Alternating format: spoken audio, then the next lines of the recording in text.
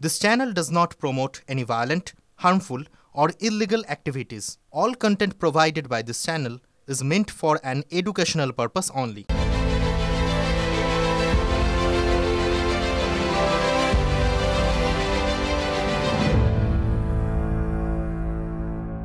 অনেক আমাদের যারা কর্মীরা আছে তারাও কিন্তু উগ্র হতে পারে। 2 মিনিট সময় লাগে। রাজ চক্রবর্তী সিনেমা বানান তা বলে ভাববেন না যে এটা উনি ফিল্মি ডায়লগ দিচ্ছেন, কারণ রাজ তো ব্যারাকপুরের তৃণমূল এমএলএ। অনেক আমাদের যারা কর্মীরা আছে তারাও কিন্তু উগ্র হতে পারে। 2 মিনিট সময় লাগে। এই গরম শৈলে হয়। আবহাওয়ার কেমন ওঠানামা চলছে দেখছেন তো। দিনভর গরম, শেষ রাতে ঠান্ডা, আবার ভোরবেলার দিকে একটু শিরশিরানি ভাব। রাজনীতির বাজারে কিন্তু শুধুই গরম, ভোটের গরম। ভোটের গরমেই তৃণমূল নেমেছে ভূত খুঁজতে, ভোটার লিস্টের ভূত। তার মধ্যেই তৃণমূলের ঘাড়ে চেপে বসেছে আর একটা ভূত। ধর্মীয় উৎসবকে সামনে রেখে মমতা ব্যানার্জিকে আড়ালে রেখে কাটমানি খাওয়ার একটা কাটমানি খাওয়ার চক্রান্ত বলে মনে করি। হঠাৎ বেঁকে বসলেন তোহা সিদ্দিকী, ফুরফুরা শরীফের পীরজাদা, যার তৃণমূলের সঙ্গে বেজায় দহরম মহরম। এটা নিয়ে তো নতুন করে আর কিছু বলতে হবে না আপনাদের। তিনি হঠাৎ গুরুতর অভিযোগ তুলে বসলেন। ধর্মীয় উৎসবকে সামনে রেখে মমতা ব্যানার্জিকে আড়ালে রেখে কাটমানি খাওয়ার একটা কাটমানি খাওয়ার চক্রান্ত বলে মনে করি। এখানে হয়তো 5 কোটি টাকা খরচা হচ্ছে, হয়তো মুখ্যমন্ত্রীর তহবিল থেকে নেওয়া হবে 25 কোটি টাকা, সেখানে দেখানো হবে 25 কোটি টাকা খরচা হয়েছে। সেটা কে খেচ্ছে আমি জানবো না। আমি মুখ্যমন্ত্রীর কাছে অনুরোধ করব, আমি ববি হাকিমের কাছে অনুরোধ করব, এই ঈশ্বরের সবে কত কোটি টাকা দেওয়া হয়েছে যেন বলা হয়। শুক্র থেকে রবিবার ফুরফুরা শরীফে ঐতিহাসিক ইসালে সওয়াব। ভারতের দ্বিতীয় মুসলিম তীর্থভূমি ফুরফুরা দরবার শরীফ, ঐতিহাসিক ইসালে সওয়াব, যার বয়স হচ্ছে 134 বছর। সেই উৎসবের খরচা নিয়েই ক্ষুব্ধ তোহা সিদ্দিকী। সরাসরি কাটমানি খাওয়ার অভিযোগ তুলছেন। ধর্মীয় উৎসবকে সামনে রেখে মমতা ব্যানার্জিকে আড়ালে রেখে কাটমানি খাওয়ার একটা কাটমানি খাওয়ার চক্রান্ত বলে মনে করি। তৃণমূলের কার কাছে পকেটে যাচ্ছে, কে আছে তৃণমূলের সাথে, তৃণমূলের নেতাদের সাথে তো মমতা ব্যানার্জি, ফিরাদ হাকিমের সাথে আমার চাচাজানের খুব ভালো সম্পর্ক। কেন তারা দিতে পারছে না? অনলাইনে টেন্ডার করে কাজ দিয়ে তাহলে দুধকে দুধ পানিকে পানি হয়ে যাবে। সে দাবিটা আমার চাচাজান নিশ্চিতভাবে করবে আগামী দিনে। ফুরফুরা শরীফের আরেক পীরজাদা নওশাদ সিদ্দিকীও রাজনীতি করেন। তৃণমূল ঘনিষ্ঠ তোহার তোলা বল তিনি তো লুফে নেবেনি। বৃহস্পতিবার ইসালে সওয়াবের প্রস্তুতি দেখতে গিয়েছিলেন মন্ত্রী স্নেহাশিস চক্রবর্তী।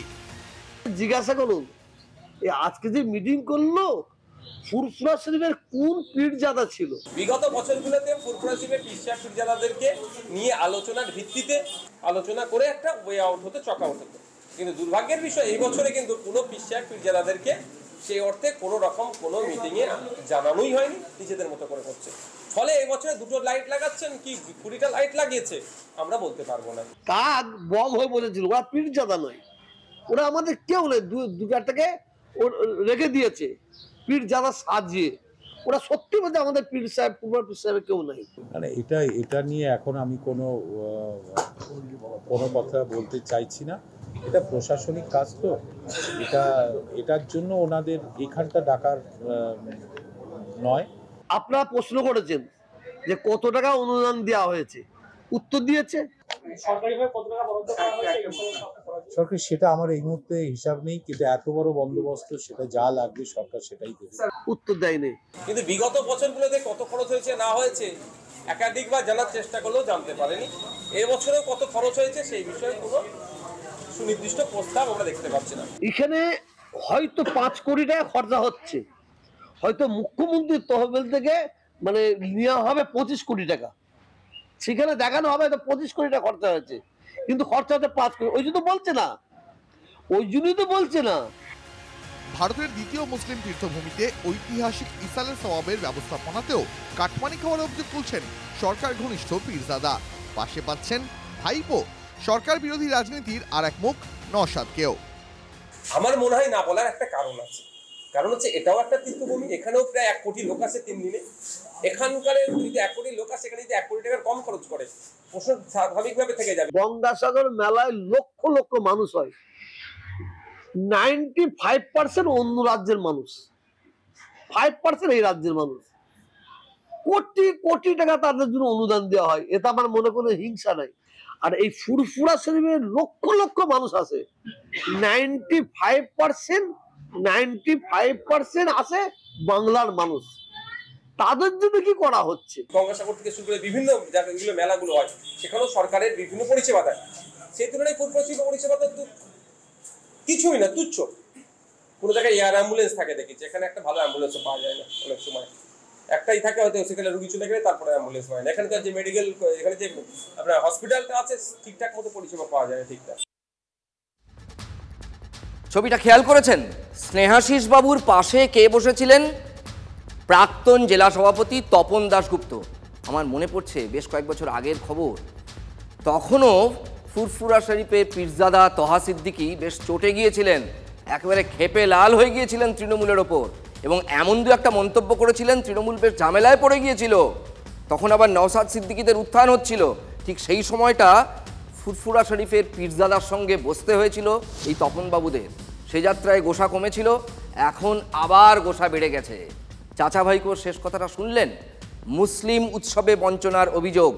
সেই জন্যই শুরুতে বলছিলাম না যে রাজ চক্রবর্তীরা এই যে গরমটা দেখাচ্ছেন, এটা সইবে তো? রাজ্যে তৃণমূলের রাজত্ব মুসলিমদের ভরসায়, এ রাজ্যে যারা বিরোধী তারা বারবার এই একই অভিযোগ করে। শাসক কিন্তু সরাসরি সেটা অস্বীকার করতে পারে না। সেই ভোট ব্যাংকে যদি চোট লাগে, সরকার মোল্লাদের সরকার, এই সরকার মুসলমানদের সরকার, এই সরকারের মুখ্যমন্ত্রী মুসলিম তোষণকারী, হিন্দু বিরোধী, মুসলিম লীগ 2 এর সরকার। আমি কিন্তু ইফতারে যাচ্ছি, আপনারাও আসবেন। আমি তো মুসলিমদের তোষণ করি, 100 বার যাব। যে গরু দুধ দেয় তার লাথি খাওয়া উচিত। হিন্দুরা কেউ ওনাকেই সুযোগ দেবেন না, আর যাদের দুধ এবং লাথি উনি খান, হ্যাঁ, তাদের সঙ্গে এই ধরনের ঘটনা ঘটলেও ঘটতে পারে। এই বিষয়ে আমি খুব একটা কিছু জানি না, বলতে পারি। ওনারা পারিবারিক ব্যাপার। তহাবাবু মমতা দেবীর পারিবারিক পরিচিত বন্ধু সুরহিত হলেও পারিবারিক ব্যাপারে কখনো ওঠে কখনো নামে। অনেকে আবার নিন্দুকেরা বলে যে এইগুলো নাকি একটু বার্গেনিং করার জন্য, ফলে কিসের জন্য কি হচ্ছে আমি বলতে পারি। মমতাকে আড়ালে রেখে কথাটা ভুল। মমতাদিকে কনফিডেন্সে রেখে হ্যাঁ, ধর্মের আড়ালে অধর্ম করছে, কাটমানি খাচ্ছে তৃণমূল, এ কথাটা একদমই সত্য। একটু আগে শুনছিলেন তো তহা সিদ্দিকীর কথা। আচ্ছা, একটু কৌশলে তিনি কি গঙ্গাসাগরের সরকারি অনুদানের সঙ্গে ফুরফুরার এই উৎসবের সরকারি অনুদানের একটা তুল্যমূল্য বিচার করতে চাইলেন? সেটা তিনি ভালো বলতে পারবেন। বিজেপি কিন্তু খুব জল মেপে পা ফেলতে চাইছে। তহার অভিযোগ সম্পর্কে তৃণমূলের কোনো নেতা এখনো পর্যন্ত মুখ খোলেননি। তহা আগেও এরকম করেছেন। একটু আগে বলছিলাম আপনাদের, তৃণমূল বোধহয় একটু বেশি চিন্তিত তাদের ঘরের পুরনো ব্যাধি নিয়ে। ভোটার লিস্টের ভূত ধরতে দলনেত্রীর গড়ে দেওয়া কমিটির প্রথম বৈঠক ছিল আজ। ভোটার লিস্ট সংশোধন সংক্রান্ত মমতা বন্দ্যোপাধ্যায়ের তৈরি করে দেওয়া 36 জনের কমিটির প্রথম বৈঠক। আর প্রথম বৈঠকেই ওই কমিটির একজন গুরুত্বপূর্ণ সদস্য হওয়া সত্ত্বেও অনুপস্থিত অভিষেক বন্দ্যোপাধ্যায়। অভিষেক বাবুর বৈঠকে থাকা বা না থাকা সেটা অভিষেক বাবুর মুখপত্র আছে, উকিল টুকিল আছে, তারা স্টেটমেন্ট দেয়, তারা দেবেন, আমাদের দেওয়ার বিষয়। কেন অনুপস্থিত থাকলেন অভিষেক বন্দ্যোপাধ্যায় তা নিয়ে জল্পনা শুরু হয়, চর্চা শুরু হয় রাজনৈতিক মহলে। কিছুদিন আগে থেকেই অভিষেক বন্দ্যোপাধ্যায়ের সাথে মমতা বন্দ্যোপাধ্যায় একটা ফাটল দেখা দিয়েছে। নতুন কিছু নয়, মাঝে মাঝেই ফাটল হয়, কখনো চওড়া হয়, কখনো কাছাকাছি আসে। গত মিটিংয়ে একসাথে হয়েছিলেন। রিসেন্টলি আবার সঞ্জয় বসু, যিনি অভিষেক বন্দ্যোপাধ্যায়ের খুব কাছের লোক, লোকে বলেন যে অভিষেক বন্দ্যোপাধ্যায়ের টাকা পয়সা ইনি নাকি হ্যান্ডেল করেন, তো তাকে মমতা বন্দ্যোপাধ্যায় সরকারি মামলা থেকে সরিয়ে দিয়েছে। তার জন্য আবার ফাটলটা একটু চওড়া হয়েছে। এরকম ফাটল লাগুক, জমাল কাছাকাছি আসুক, দূরে আসুক, আরও অনেক ড্রামা বাকি আছে। পাশাপাশি পৃথক বৈঠক ডাকলেন তিনি। আগামী 15ই মার্চ বিকেল 4টে জেলা নেতৃত্বকে নিয়ে এই ভোটার তালিকা সংশোধন ইস্যুকে সামনে রেখেই বৈঠক করবেন অভিষেক। হতে পারে মমতা বন্দ্যোপাধ্যায় সেই জন্য অভিষেকের অনুগামীদেরকে এখন সাইড করার চেষ্টা করছে, সব পুরনো লোকগুলোকে তুলে আনার চেষ্টা করছে। সিংহাসনের মোহ অনেক বড় মোহ। আমরা মোগল আমলে দেখেছি ঔরঙ্গজেব বাবাকে আটক করেছে, ভাইদেরকে খুন করেছে। তো নতুন আমরা মোগল সাম্রাজ্য দেখতে পাচ্ছি। দেখা যাক শাহজাহান বন্দি হয় কিনা, আমরা অপেক্ষায় আছি। প্রবীণ নেতৃত্বের ডাকা এই বৈঠক এড়িয়ে গেলেন নবীন নেতৃত্ব, এই ব্যাখ্যাও উঠে আসছিল। কিন্তু ওই বৈঠকে সুব্রত বক্সী নিজেই ঘোষণা করেন যে অভিষেক বন্দ্যোপাধ্যায় একটি পৃথক ভার্চুয়াল বৈঠক করবেন জেলা নেতৃত্বকে নিয়ে। সেটা জেলা প্রেসিডেন্ট চেয়ারম্যান দিনে উনি ভার্চুয়ালি করবেন, সেটা আমাদের মাননীয় রাজ্য সভাপতি সুব্রত বক্সী আজকে জানিয়েছে। শাসক দল তৃণমূল কংগ্রেসের অন্দরে ক্ষমতা বিন্যাসের নিরিখে যে তিনি একটি গুরুত্বপূর্ণ ভরকেন্দ্র, সে কথাই কি আরও একবার বুঝিয়ে দিলেন অভিষেক বন্দ্যোপাধ্যায়। একদিকে তৃণমূল ভবনে সুব্রত বক্সীর ডাকা বৈঠকে তার অনুপস্থিতি, আর অন্যদিকে তার নেতৃত্বে পৃথক জেলাগুলিকে নিয়ে ডাকা ভার্চুয়াল বৈঠক, এবং সেই বৈঠকের ঘোষণা হলো এই তৃণমূল ভবনের বৈঠক থেকেই। অভিষেক বন্দ্যোপাধ্যায় 2026-এর বিধানসভা নির্বাচনের আগে আবারও দলের সাংগঠনিক বিষয়ে সক্রিয় হচ্ছেন। অভিষেক যেটা বলেছে অ্যাকচুয়ালি কারেক্ট, আমি ওইটাই মেন করতে চেয়েছি। আমি সবটা বলি না, ওরা যেটা বলতে পারে আমি সেটা বলতে পারি না, কিন্তু আমি বলেছি 2/3 মেজরিটি তো থাকবেই, তার বেশি আপনাকে নিয়ে আসতে হবে, বিজেপির জামানত জব্দ করতে হবে। তৃণমূল সুপ্রিমো মমতা বন্দ্যোপাধ্যায়ের গড়ে দেওয়া কমিটির সদস্য হয়েও কমিটির প্রথম বৈঠকেই থাকলেন না অভিষেক। তিনি আলাদা বৈঠক করবেন, সেটা আবার আজকের এই বৈঠক থেকেই জানিয়ে দেওয়া হলো। মানে সেই ঘরের মধ্যে মশারিটা যেন রয়েই গেল। আর বীরভূমের ক্ষেত্রে সেটা তো থাকলোই। ব্যতিক্রম বীরভূম নিয়ে তৃণমূল কংগ্রেস ভবনে যে বৈঠক অনুষ্ঠিত হলো, বিভিন্ন জেলা থেকে সভাপতি চেয়ারম্যানরা এলেন। ব্যতিক্রম ছিল বীরভূম, সেখানে কোনো সভাপতি বা চেয়ারম্যান না, সামগ্রিকভাবে কোর কমিটি, সেই কোর কমিটি কিন্তু যোগদান করলো বৈঠকে। মমতা বন্দ্যোপাধ্যায় এবং অভিষেক বন্দ্যোপাধ্যায়ের দ্বন্দ্বের একটি সবচেয়ে বড় আঁতুড়ঘর হচ্ছে বীরভূম। পশ্চিমবঙ্গের বাকি সব জেলাগুলিতে এক সাংগঠনিক কাঠামো, বীরভূমে এক সাংগঠনিক কাঠামো। পিঠে ভাগাভাগির লড়াইটা বীরভূমে সবচেয়ে বেশি। অনুপস্থিত থাকলেন অনুব্রত মণ্ডল, নিঃসন্দেহে তাৎপর্যপূর্ণ। কিন্তু তার থেকেও বড় কথা, বৈঠকে যেটা জানা গেল যে বিভিন্ন জেলার দায়িত্বে রাজ্য নেতৃত্ব, 4 জন করে রাজ্য নেতা বিভিন্ন জেলার দায়িত্বে থাকবেন যৌথভাবে। সেখানেও ব্যতিক্রম শুধুমাত্র বীরভূম। বীরভূমে কোনো রাজ্য নেতৃত্ব দায়িত্বে থাকবেন না। বীরভূমের নির্বাচন সংক্রান্ত যাবতীয় সিদ্ধান্ত নেবে কোর কমিটি। বীরভূমে তো বরাবরই নিজেদের গণ্ডগোলে ভাদু শেখের মতো ঘটনা ঘটে গিয়েছে। এর অতীতে বীরভূমে যখন রাজ্যের মুখ্যমন্ত্রী স্বয়ং দায়িত্বে ছিলেন, সেই সময় কয়লা পাচার, গরু পাচার, অমুক পাচার, এই একটা একের পর এক নদীর পাশ থেকে বালি তুলে সেখানে বিক্রি করে দেওয়ার মতো নানা ঘটনা ঘটেছে রাজ্যের মুখ্যমন্ত্রী যে জেলায় তৃণমূলের দায়িত্বে ছিলেন। ফলে ওটা কে দায়িত্বে থাকলেও বড় কথা নয়, বড় কথা হচ্ছে কে ওখান থেকে কত কাটমানি খাবে। নিশ্চিতভাবে গভীরে গেলে আপনি দেখবেন যে কোনো নেতৃত্ব হয়তো জেলা থেকে রাজ্যে বেশি কাটমানি 75-25-এর বোধহয় বেশি নিয়ে চলে যাচ্ছিলেন, তাই জন্য ওটাকে জেলার মধ্যে ভাগ করে রাখা হয়েছে। ভোটার লিস্টে নাকি ভূত। হরিয়ানা, হিমাচল, মহারাষ্ট্র, দিল্লিতে অভিযোগ তুলেছে বিরোধীরা, মানে ইন্ডি জোটের অন্য সদস্যরা, বিশেষ করে কংগ্রেস। তাতেই ঘুম ছুটেছে তৃণমূলের। দলনেত্রীর নির্দেশে ভোটার লিস্টে ভূত খুঁজতে মাঠে নেমে পড়েছেন তৃণমূলের নেতাকর্মীরা। সুপ্রিমো রাজ্য স্তরে কমিটিও গড়ে দিয়েছেন। স্টেট লেভেলে এই ভোটার লিস্ট সংক্রান্ত একটা কমিটি করে দিচ্ছি। তাদের রোটেশন অনুযায়ী অফিসে 4 জন করে বসতে হবে এখন কাল থেকে রেগুলার। সুব্রত বক্সী নেতৃত্বে একটা কমিটি করে দিচ্ছি, কোথায় কোথায় প্রবলেম হচ্ছে সেটা তারা পাস অন করবে। কমিটি আজ প্রথমবার বৈঠক করলো। সেই বৈঠকে ছিলেন না অভিষেক। আগেই বলছিলাম যে অভিষেক বন্দ্যোপাধ্যায় এই বৈঠকে ছিলেন না, কিন্তু তিনি মার্চের মাঝামাঝি আলাদা করে বসবেন জেলা নেতৃত্বের সঙ্গে। বৈঠক সেরেই সদল বলে নির্বাচন কমিশনের এখানকার অফিসে ছুটলেন তৃণমূলের নেতারা, এবং প্রত্যেকেই বেশিরভাগই মমতার ওল্ড স্কুল গার্ড, অর্থাৎ যারা মমতার বহু পুরনো দিনের সাথী। ভুতুরে ভোটার দেওয়া এবং একই এপিক কার্ডের বিভিন্ন রাজ্যের সেই ভোটারগুলোকে নিয়ে এসে আমাদের এখানে ভোটটাকে একটা প্রহসনে পরিণত করার চেষ্টা করেছে। একটা বিধানসভার জন্য XYZ, রাজ্যের জন্য আর এক রকমের, এই যে অ্যালফা ঠিক করে দেওয়া, এটা কিন্তু রুল বলে না। ক্ষেত্রে নির্দেশ প্রত্যেকটা পশ্চিমবঙ্গবাসী, পশ্চিমবঙ্গের যারা মানুষ তারা যাতে ভোট দিতে পারেন এবং পশ্চিমবঙ্গের বাইরের কোনো মানুষ যাতে এখানে যে ভোট দিতে না পারেন, যে চক্রান্ত বিজেপি এবং নীরবতা পালন করছে নির্বাচন কমিশন, তার বিরুদ্ধে আমাদের আন্দোলনের কাঁপতে হবে। যখন অনলাইনে কেউ অ্যাপ্লাই করবে তাকে ফিজিক্যাল ভেরিফিকেশান BLO এবং BLROর মাধ্যমে ফিজিক্যাল ভেরিফিকেশান করতে হবে। 2 নম্বর হচ্ছে ইউনিক ID নাম্বার ভারতবর্ষের নির্বাচন কমিশনকে করতে হবে। তৃতীয় হচ্ছে যে দেখতে হবে ওদেরই রুল অনুযায়ী, রুল 28 অনুযায়ী যেভাবে ওরা ভেরিফিকেশনের কথা বলেছে সেই অনুযায়ী এটা স্পট করতে হবে। বুনো ওল যদি ভাতে সেদ্ধ করে খেতে চান, এমনি এমনি খাবেন না, তাতে একটু মিশিয়ে দিতে হবে বাঘা তেঁতুল। আমি নিজে দেখা করতে যাচ্ছি 11 তারিখে, যে নির্বাচন কমিশনের ফোন এসেছিল।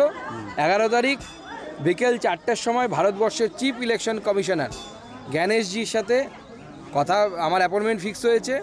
পশ্চিমবঙ্গের ভোটার তালিকায় প্রায় কয়েক লক্ষ, 17 লক্ষের উপরে আমরা ডবল এন্ট্রি, একজনের নাম 2 জায়গায় 3 জায়গায় এরকম পেয়েছি। আমরা সব নির্বাচন কমিশনার হাতে তুলে দেব। ভোটার লিস্টে ভূত খুঁজতে পাড়ায় পাড়ায় হন্যে হয়ে ঘুরছেন তৃণমূলের নেতাকর্মীরা। মৃত ভোটারের নাম লিস্টে, এমন উদাহরণ দেখা যাচ্ছে। একই এপিক নাম্বারে নানা রাজ্যে ভোটার কার্ড, এইরকম নানা ভূতের খোঁজ মিলছে বিরোধীদের পাল্টা খোঁচা। কারা ভোটার লিস্টে ভূত ঢোকালো, সেখান থেকে জল গড়াচ্ছে অনেক দূর। নেতারা বলছেন ভুতুরে ভোট থেকে নাম বাদ দেওয়া যদি ঠিক মতো করা যায় তাহলে তাকে পুরস্কার দেওয়া হবে। আমি বলছি 2টো পুরস্কার দিন। একটা ভুতুরে ভোট নাম বাদ দেওয়ার, যারা যেন পরিষ্কার হয়ে যায় ভোটার লিস্ট, পুরস্কার দিন। আরেকটা পুরস্কার দিন, ভুতুরে ভোটারের ভিড় বাড়িয়েছিল কে চিহ্নিত করুন, তৃণমূলের নেতাদের চিহ্নিত করলো, পুরস্কার দিন। একবার ভুতুরে করা হয়েছে বলে আজকে তো ভুতুরে বাদ দেওয়ার প্রশ্ন আসছে। আমরা তো বছরের পর বছর বলেছি, ওদের তো মনে হয়নি এতদিন। যারা নিজেরাই ভুতুরে ভোটার তৈরি করেছিল তারাই আবার ভুতুরে ভোটার ধরতে বেরিয়েছে। এখন মানুষ তো এই প্রশ্ন করছে যে 21-24 দুটো ইলেকশন পার হয়ে গেল, তো এই ভুতুরে ভোটাররাই তৃণমূলের কাছে ফ্র্যাঙ্কেস্টাইন হয়ে উঠছে কিনা, সেটা নিয়ে হয়তো ওদের দলের মধ্যে চিন্তাভাবনা শুরু হয়েছে। এক এপিক নাম্বারে বিভিন্ন রাজ্যের ভোটার লিস্টে ভুয়ো ভোটারের নাম ঢুকে গেছে, ভুতুরে ভোটার।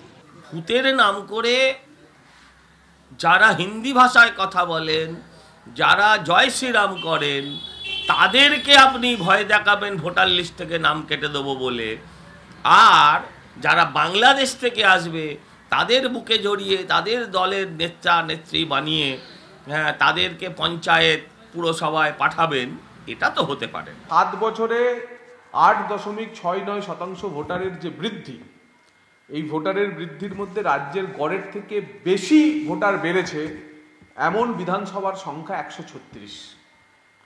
এই 136 বিধানসভার মধ্যে 82টি বিধানসভা মুসলিম অধ্যুষিত, এবং রাজ্যের যে গড়, সেই গড়ের থেকে কম ভোটার বেড়েছে সেই বিধানসভার সংখ্যা 158। এর মধ্যে মুসলিম অধ্যুষিত বিধানসভার সংখ্যা 13। তাই বাস্তব সত্য পশ্চিমবঙ্গের ভোটার বৃদ্ধির, তা হলো যেখানে মুসলমান সংখ্যা বেশি সেখানে ভোটার সংখ্যা বেশি। বলেন না ভুতুরে ভোটার, যারা এতদিন বাংলাদেশ থেকে রোহিঙ্গাদের নাম এনে ঢোকাতো, তারা এখন ভুতুরে ভোটার বলছে। পশ্চিমবঙ্গের যে মানুষেরা থাকে তারা ভোট দেবে, বাইরের যদি কোনো মানুষ থাকে সে ভোট দেবে না, এইগুলো বলে সাম্প্রদায়িক উস্কানি দেওয়া। স্পেসিফিকভাবে আমরা যেরকম লিস্ট নিয়ে এসেছি যে এইগুলো হলো ডাবল এপিক নাম্বার, এগুলো হচ্ছে আনআইডেন্টিফাইড ভোট, এরকমভাবে এসে উস্কানিমূলক, কে রোহিঙ্গা কে মুসলমান, এগুলো হচ্ছে উস্কানি। তৃণমূল কংগ্রেসকে কোন নেতা চ্যালেঞ্জ নেবে? চলুন উত্তর 24 পরগনা, দক্ষিণ 24 পরগনায় আমরা দেখিয়ে দিব যে রোহিঙ্গাদেরকে বাংলাদেশ থেকে, মায়ানমার থেকে নিয়ে এসে কীভাবে তৃণমূল নেতারা বসাচ্ছে মুসলিম রোহিঙ্গাদেরকে নিয়ে এসে। পশ্চিমবঙ্গের বাসিন্দা নয়, তার ভোট দেওয়ার অধিকার নেই, সেগুলো ওরা করতে পারবে না। ওরা এসে এগুলোকে ভণ্ডুল করার চেষ্টা করছে। রঙ্গে ভরা বঙ্গ কথাটা আমাকে রোজ বলতে হয়, কিন্তু পুরনো হয় না কিছুতেই। আসলে এত রকম খেলা চলতে থাকে এখানে যে বঙ্গে রঙ্গের সত্যি কোনো শেষ নেই। এমন কীর্তিকাণ্ড যা দেখলে মনে হতেই পারে এও সম্ভব হতে পারে, তেমনই একটা উদাহরণ এবার আপনাদের সামনে পেশ করব। আগে বরং ছবিটা দেখুন কি হয়েছে।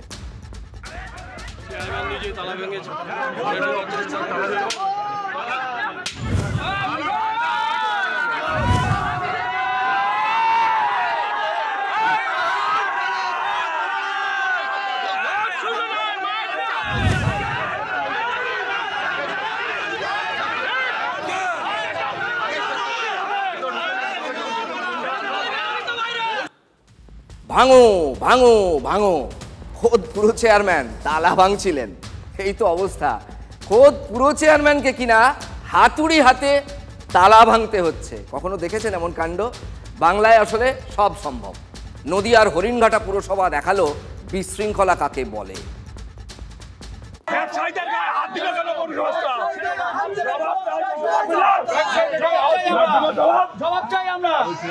কোনো আলোচনা হবে না। আমরা চেয়ারম্যানের পদত্যাগ চাই। কে সে? চেয়ারম্যান পদত্যাগ চাই। কে কে? চন্দন বলে যে টাকা কে সে? কে? ব্যবসায়ীদের গায়ে হাত দিল পৌরসভা। সে কোন? সে কোন? আসলে ঝামেলাটা হচ্ছে ব্যবসায়ীদের, পুরনো ভার্সেস নতুন বাজার, এই নিয়েই যত গন্ডগোল। পুরসভার 2 নম্বর ওয়ার্ডে একটি সবজির আড়ত তৈরি হয়েছে, এই নতুন নতুন, যা 1 নম্বর ওয়ার্ডে পুরনো যে বাজার তার যারা ব্যবসায়ী তাদের চক্ষুশূল হয়ে উঠেছে, তারা ক্ষেপে উঠেছেন। নতুন হাট বসা নিয়ে তারা বেজায় খ্যাপ্পা। তা খুলে দিতে পুরসভাকে চাপ দিচ্ছিলেন তারা বলছিলেন সেটা তুলে দিতে হবে। সেটাই এই পর্যায়ে পৌঁছে যায় এদিন। তালা পুরসভার গেটে, এ যেন যে যা ইচ্ছা করতে পারে। প্রশাসনের থেকে কয়েকজন সিভিক, একজন এএসআই র্যাঙ্কের অফিসার এখানে এসেছিল। তারা যখন গেটের তালাটা রয়েছে, তারা যখন এই তালাটা খোলার ব্যবস্থা না করছে, আমি নিজে হাতেই, এটা পৌরসভা অফিস, এটা অ্যাডমিনিস্ট্রেটিভ অফিস, কেউ বা কারা এখানে তালা মারতে পারে না, এটা একটা ক্রিমিনাল অফেন্স। সেই জায়গায় দাঁড়িয়ে আমি বাধ্য হলাম গেটের তালাটা ভাঙতে। এত কাণ্ড হচ্ছে যখন, রাজনীতির রং তো লাগতে বাধ্য। শুনুন। ব্যবসায় বা না, কিছু মানুষ যেখানে এসে আন্দোলনটাকে হাইজ্যাক করেছে, তারা বিজেপি এবং বিজেপি মদস্ফূর্ত কিছু লোক এখানে ঢুকে গেছে, তারা আন্দোলনটাকে হাইজ্যাক, ব্যবসাদারদের শান্তিপ্রিয় আন্দোলনটাকে হাইজ্যাক করেছে। পুলিশ প্রশাসন বুঝবে। রাজনৈতিক রং আছে কি নেই সেটা আমি তো এইভাবে আমার চেয়ারে বসে এটা বলতে পারি না, কিন্তু যেটা ছবি দেখছি, কিছু উচ্ছৃঙ্খল, কিছু হঠকারী আচরণ হচ্ছে, তালা লাগানোটাই তার প্রমাণ। তৃণমূল বলছে এর পেছনেও বিজেপির হাত। গেরুয়া শিবির কিছুতেই মানতে চাইছে না, সেই চেনা রুটিন, আমরা ওরা, ওরা আমরা। এর মাঝে পড়ে আইন কানুন, শান্তি শৃঙ্খলা বিষয়গুলি একেবারে ভ্যানিশ হয়ে যেতে বসেছে। সে খেয়াল কেউ করছে?